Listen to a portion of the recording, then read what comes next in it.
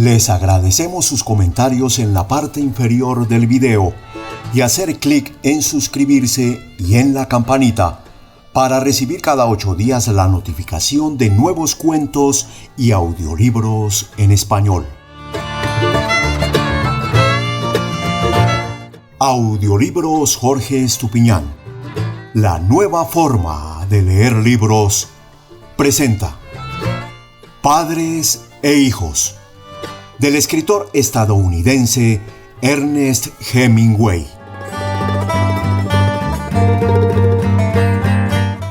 Había una señal de desvío en el centro de la calle principal del pueblo, pero los carros le habían pasado olímpicamente de largo, por lo que, creyendo que se trataba de alguna reparación ya finalizada, Nicholas Adams siguió conduciendo por la calle vacía y adoquinada.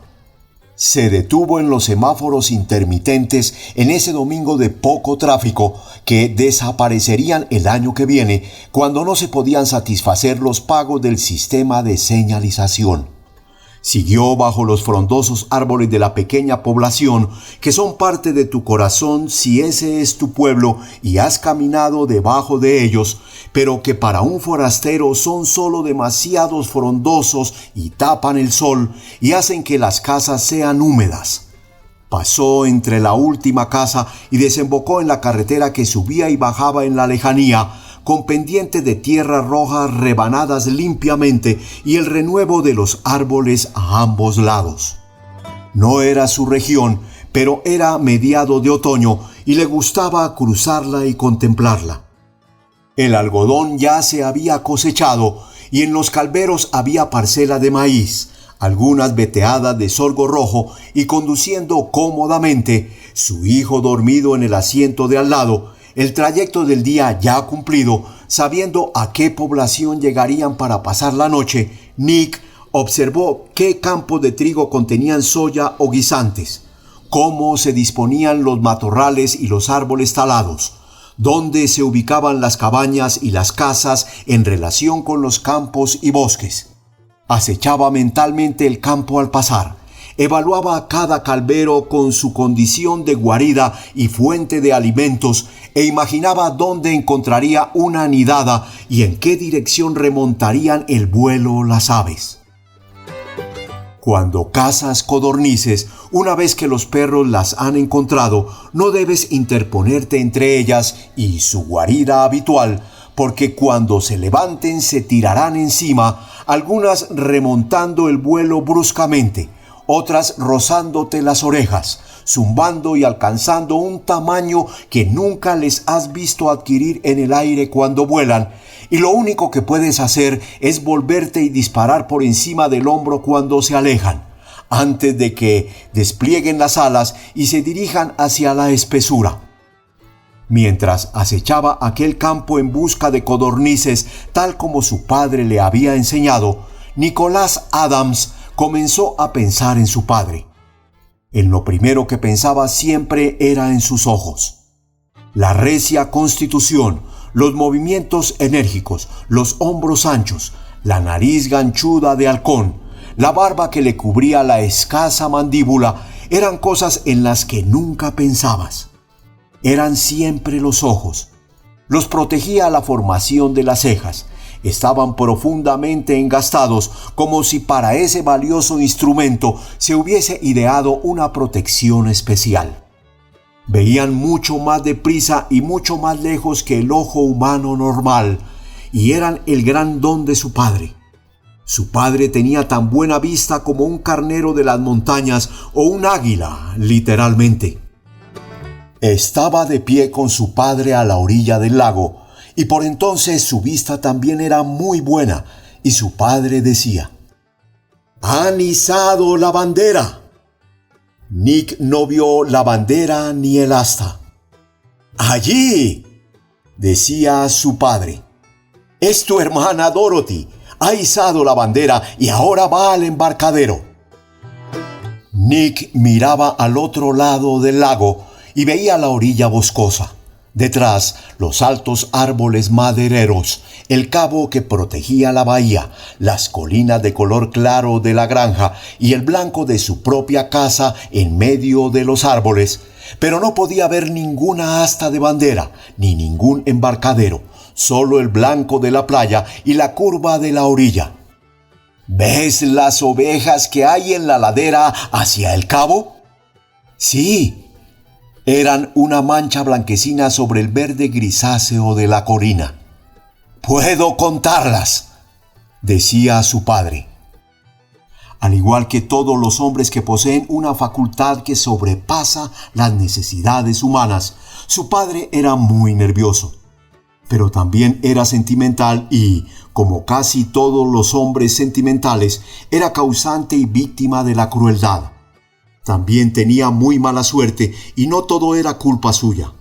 Había muerto en una trampa que él mismo había ayudado a colocar y antes de morir todo el mundo lo había traicionado de maneras distintas. A todas las personas sentimentales las traicionan muchas veces.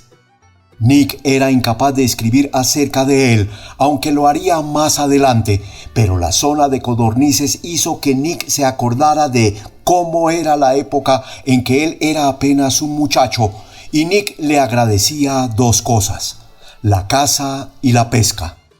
Su padre era tan experto en esas dos actividades como inexperto en el sexo, por ejemplo, y a Nick le alegraba que hubiera sido así, pues alguien tiene que darte tu primera arma o la oportunidad de conseguirla y utilizarla, y si has de aprender algo de la caza o la pesca, tienes que vivir donde haya. Y ahora, a los 38 años, le encantaba cazar y pescar exactamente igual que la primera vez que fue con su padre.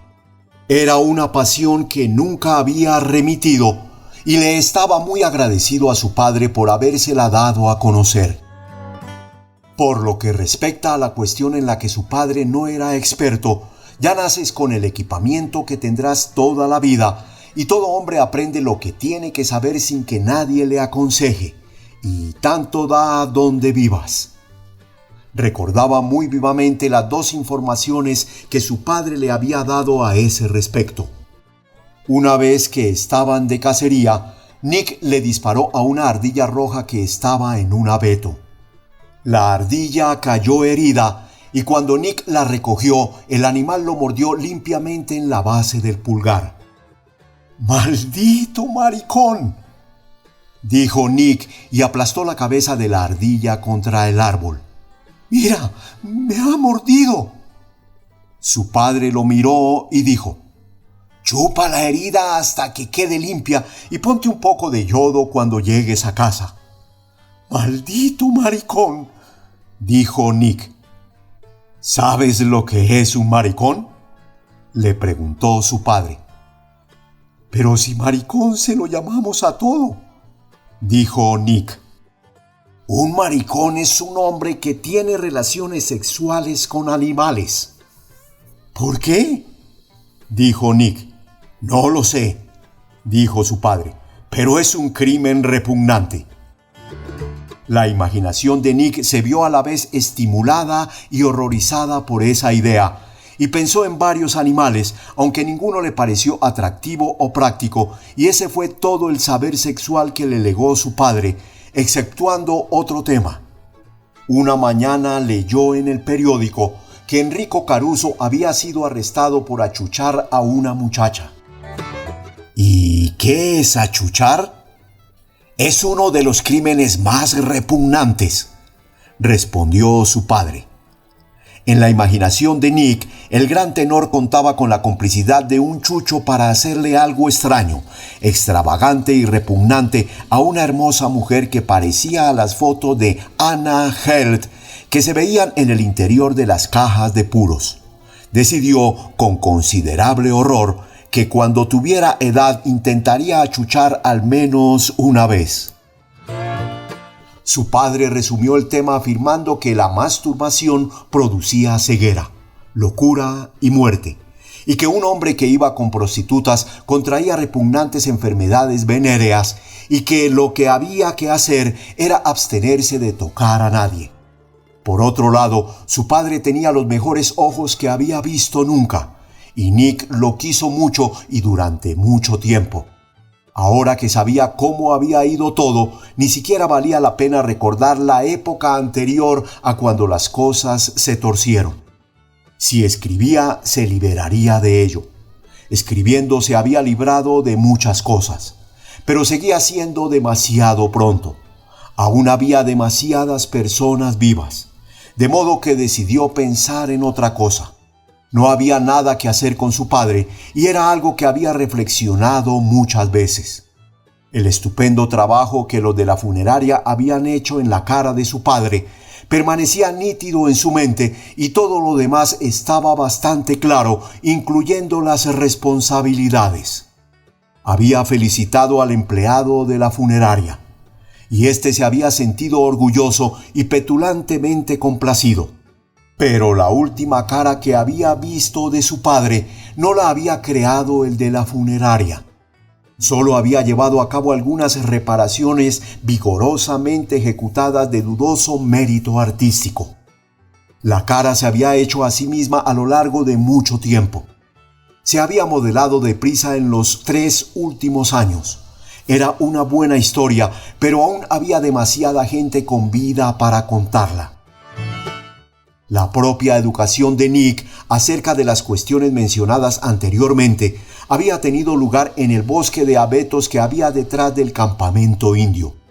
Se llegaba por un sendero que salía de su casa y llegaba a la granja cruzando el bosque y luego a través de una carretera que serpenteaba entre los calveros hasta el campamento.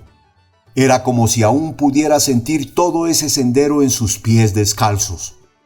Primero venía la tierra cubierta de agujas de pino que cruzaba los abetos por detrás de la casa, donde los troncos caídos se convertían en polvo de madera y donde unas astillas largas de madera colgaban corno jabalinas en aquel árbol alcanzado por un rayo. Cruzabas el arroyo por encima de un tronco y si te caías te manchaba la mugre negra del pantano.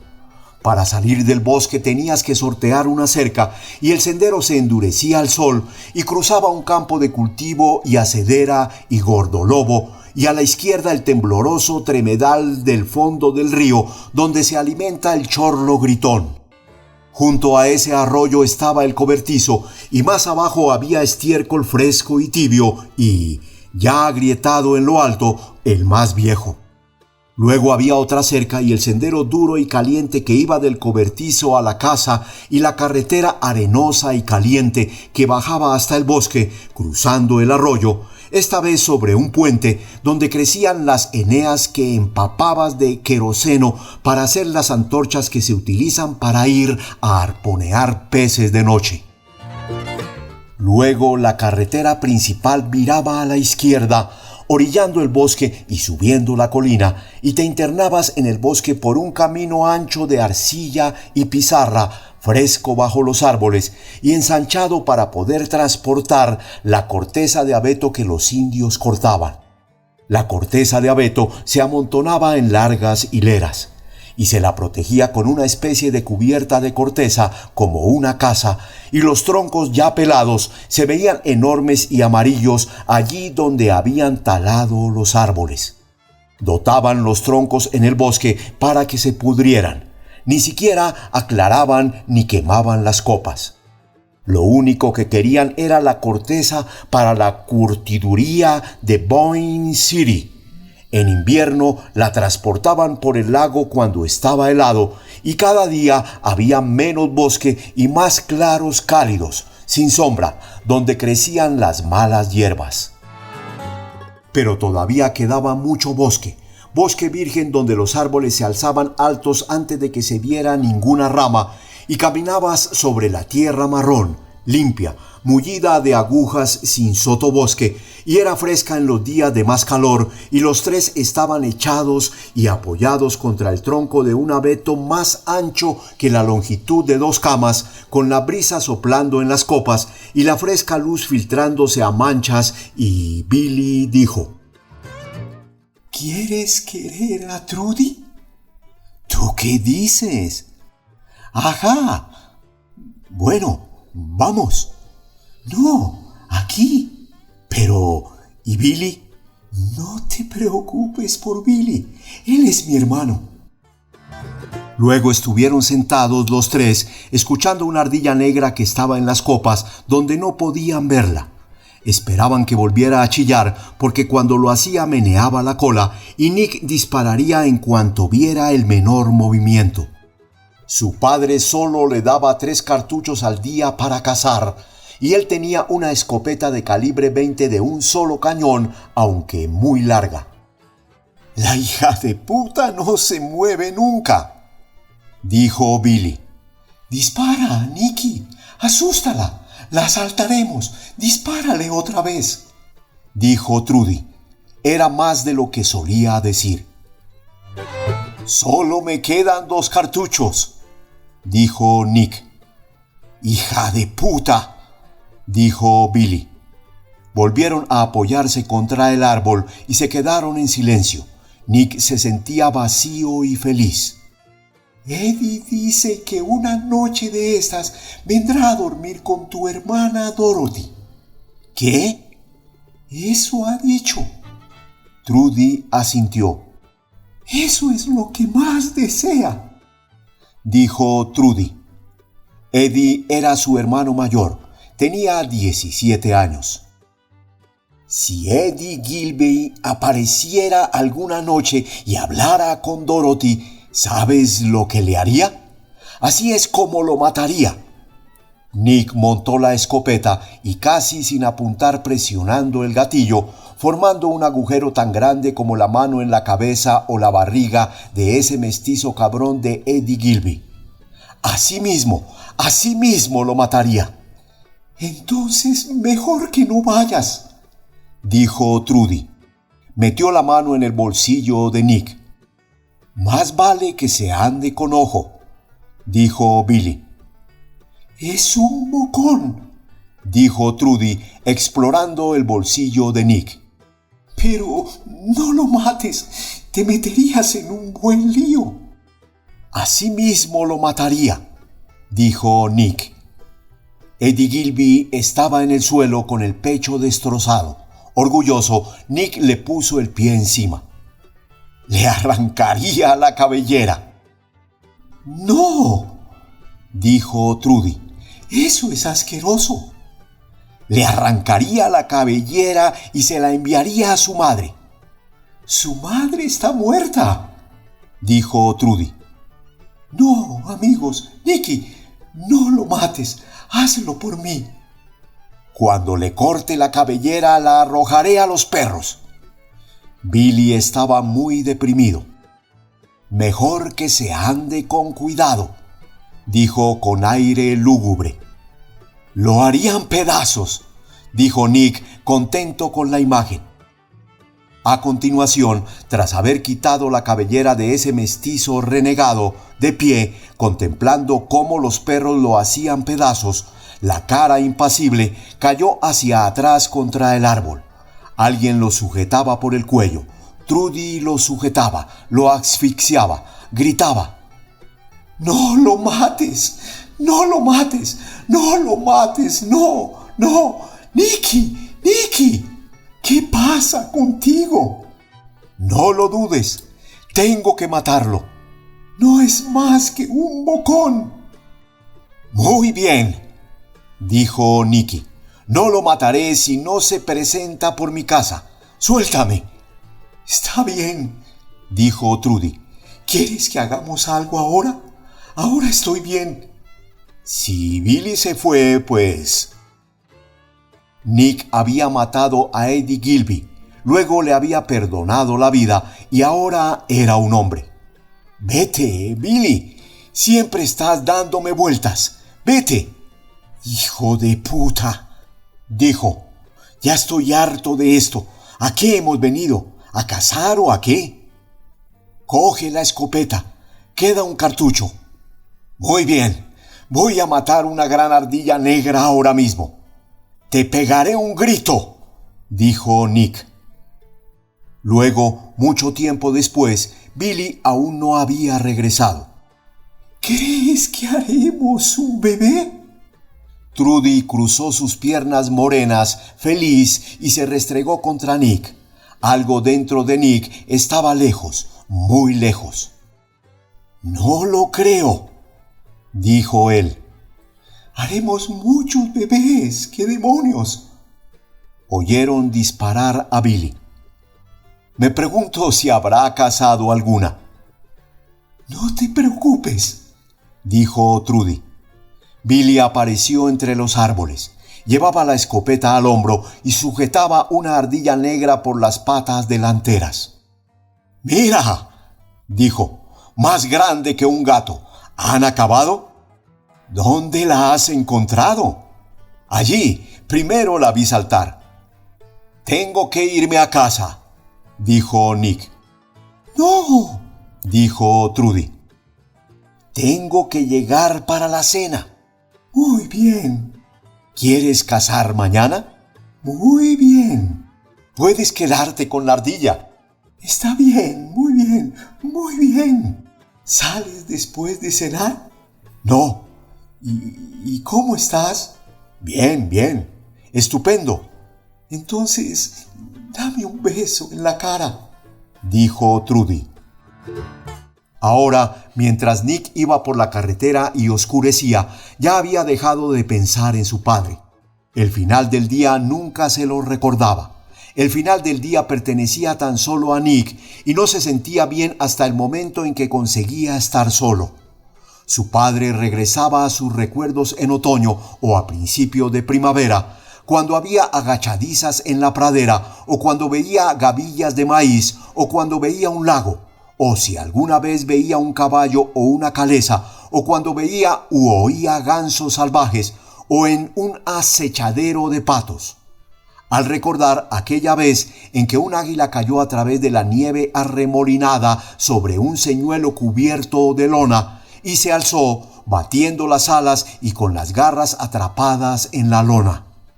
Su padre, de repente, estaba con él en huertos abandonados y en campos recién arados, en matorrales, en pequeñas colinas, o cuando había hierba muerta, siempre que partía troncos o trajinaba agua junto a moliendas de maíz, lagares y presas, y siempre que hacía una hoguera.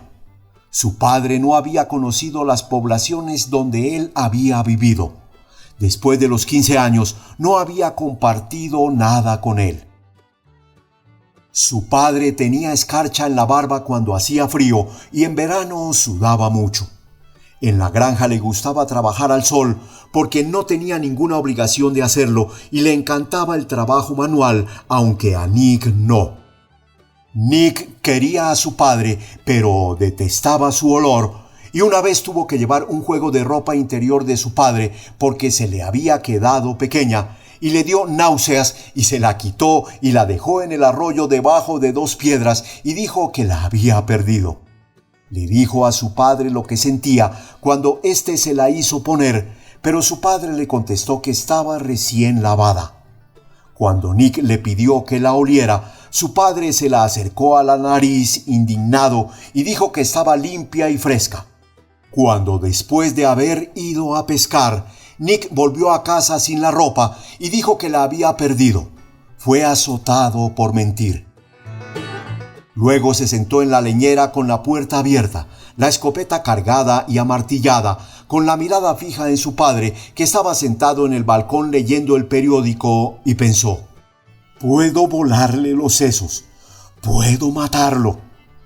Finalmente sintió que se le esfumaba la cólera y sintió náusea de estar allí con la escopeta que su padre le había regalado. Luego se fue al campamento indio caminando en la oscuridad para librarse del olor. En su familia solo había una persona a la que le gustaba ese olor, una de sus hermanas. Todos los demás evitaban cualquier contacto con él. Cuando empezó a fumar, dejó de tener el olfato tan fino. Lo prefería. Un olfato tan fino estaba bien para un perro de casa, pero a un hombre no lo ayudaba. «Papá, háblame de cuando eras niño e ibas a cazar con los indios». «La verdad, no me acuerdo». Nick se sobresaltó. Ni se había dado cuenta de que el niño estaba despierto. Lo miró sentado junto a él en el asiento. Se había sentido bastante solo, pero ese crío había estado con él. Se preguntó por cuánto tiempo. Nos pasábamos el día afuera cazando ardillas negras, dijo. Mi padre solo me daba 3 cartuchos al día, porque decía que eso me enseñaría a cazar y que no era bueno para un muchacho ir por ahí pegando tiros. Iba con un muchacho llamado Billy Gilby y con su hermana Trudy. En verano salíamos casi cada día. ¡Qué nombres más raros para unos indios! Sí, ¿verdad?, dijo Nick. Pero cuéntame, ¿cómo eran? Eran ojiguais, dijo Nick, y muy simpáticos. Pero, ¿cómo eran? Es difícil de decir, empezó Nick Adams.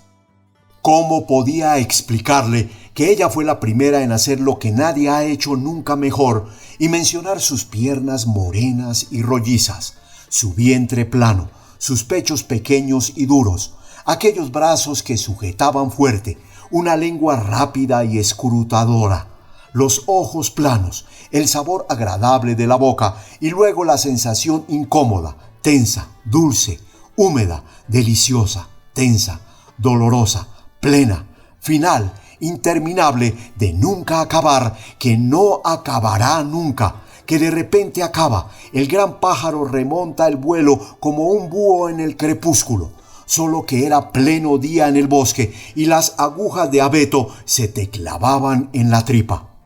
De manera que cuando vas a un lugar donde han vivido indios, hueles su ausencia y todas las botellas vacías de matapenas y las moscas que zumban no apagan el olor a hierba de búfalo, el olor a humo y ese otro como a piel de Marta recién arrancada. Ni todos los chistes de indios ni las viejas indias lo quitan, ni el olor dulzón y nauseabundo que acaban teniendo, ni cómo acabaron. No fue cómo acabaron, todos acabaron igual, hace mucho tiempo bueno, ahora no tan bueno. Y acerca de lo otro, cuando has abatido un pájaro que vuela, has abatido todos los pájaros. Son todos distintos y vuelan de maneras distintas, pero la sensación es la misma y el último es tan bueno como el primero. Podía darle las gracias a su padre por eso. A lo mejor no te gustarían, le dijo Nick al muchacho. Pero yo creo que sí. Mi abuelo también vivió con ellos cuando era pequeño, ¿verdad? Sí, y cuando yo le preguntaba, me decían que tenían muchos amigos entre ellos. ¿Alguna vez viví con ellos? No lo sé, dijo Nick. Eso es cosa tuya. ¿Hasta qué edad he de esperar para tener una escopeta y poder cazar solo? Si veo que eres una persona prudente, hasta los 12 años. Ojalá ya los tuviera. Pronto los tendrás. ¿Cómo era mi abuelo? Lo único que recuerdo de él es que me regaló una escopeta de aire comprimido y una bandera estadounidense aquella vez que regresó de Francia. ¿Cómo era? Es difícil describirlo. Era un gran cazador y un gran pescador y tenía una vista maravillosa. ¿Mejor que tú? Era mucho mejor tirador y su padre también fue un gran cazador de aves. ¿Seguro que no era mejor que tú? Oh, sí que lo era. Disparaba muy deprisa y muy bien. Preferiría verlo disparar a él que a ninguna otra persona que él conozca. Siempre le engañó mucho mi manera de disparar. ¿Por qué nunca vas a rezar a la tumba de mi abuelo? Vivimos en una parte distinta del país. Está muy lejos de aquí. En Francia eso no tendría importancia. En Francia iríamos. Creo que debería ir a rezar a la tumba de mi abuelo. Algún día iremos, algún día. Espero que no vivamos en un lugar que no me permita ir a rezar a tu tumba cuando mueras. Tendremos que hacer algo al respecto. ¿Crees que podríamos hacer que nos enterraran a todos en un sitio y que nos resultara práctico? Podrían enterrarnos a todos en Francia. Eso estaría bien. No quiero que me entierren en Francia, dijo Nick. Bueno, pues entonces en un lugar de Estados Unidos que nos vaya bien. ¿No nos podrían enterrar a todos en el rancho? Esa es buena idea. Así podría detenerme en la tumba de mi abuelo de camino al rancho. Eres tremendamente práctico.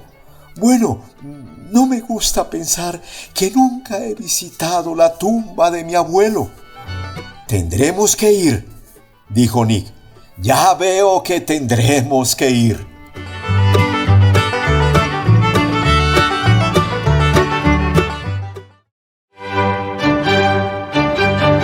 Audiolibros Jorge Estupiñán. La nueva forma de leer libros.